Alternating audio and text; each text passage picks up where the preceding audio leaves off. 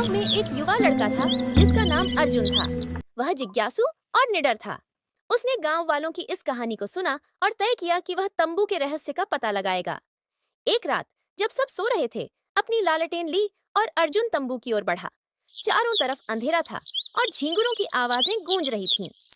जब वह तंबू के पास पहुंचा तो उसने देखा कि तंबू से हल्की हल्की रोशनी आ रही थी। डरते डरते अर्जुन ने तंबू का कपड़ा हटाया और अंदर झांका। अंदर का दृश्य देखकर वह हैरान रह गया। तंबू के अंदर एक बूढ़ा आदमी ध्यान लगाए बैठा था। चारों ओर किताबें, पुरानी वस्तुएं और अजीब चित्र बने हुए थे। अर्जुन ने हिम्मत करके पूछा, आप कौन हैं और यह तंबू इतना रहस्यमय क्यों है? बूढ़े ने अपनी आंखें खोली और मुस्कुराते हुए कहा, यह तंबू केवल उनकी परीक्षा लेता है जो सच्चाई जानने की हिम्मत रखते हैं।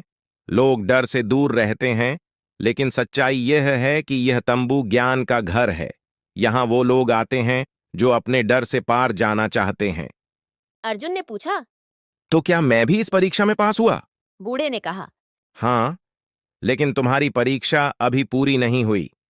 अगर तुम यहाँ की किताबों और रहस्यों को सीखकर अपने गांव की भलाई के लिए इस्तेमाल करोगे, तभी तुम इस तंबू की असली शक्ति को समझ सकोगे। अर्जुन ने वहां से कई पुरानी किताबें और ज्ञान की बातें सीखीं। उसने गांव लौटकर अपनी समझ और सीखे हुए ज्ञान से लोगों की मदद की।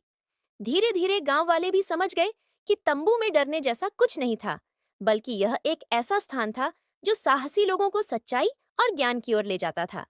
तो बसे हमने यह कहानी से क्या सीखा? इस कहानी से यह सीख मिलती है कि डर अक्सर हमारी कल्पना का ही हिस्सा होता है। अगर हम साहस और ज्ञान के साथ उसे समझने की कोशिश करें तो हर रहस्य सुलझ सकता है।